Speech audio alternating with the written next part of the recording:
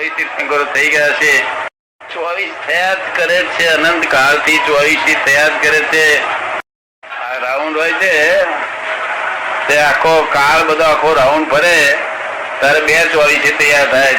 આ એક રાઉન્ડ હોય ને આપણે પૃથ્વીનો ગોળો જે રાઉન્ડ બતાવ્યો છે ત્યારે સેન્ટરમાંથી ઉપરથી આમ ઉતરતો કાળ ને ઉતરતો કાળ કહ્યો એ લોકોએ, અવસર પેઢી કહ્યો. પછી સાથે ચડતો એને ઉત્તર પેઢી કહ્યો.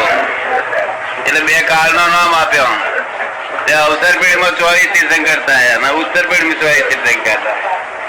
એક રાઉન્ડ ફરે કાળ એટલે 48 તીર્થંકરો થાય.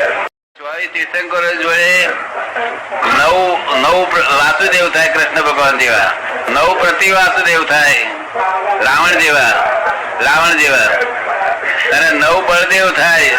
લક્ષ્મણ નો ભાઈ છે રામ હતા, રામ એ બલરામ કહેવાય. એ 9 બલરામ કહેવાય. 12 ચક્રવર્તી થાય. એમ થઈને 63 સલાહ પુરુષ એક કાળમાં હોય, બીજા કાળમાં 63 ફરી હોય.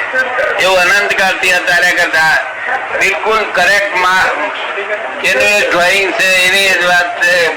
ફેરફાર કર્યો છે નહીં.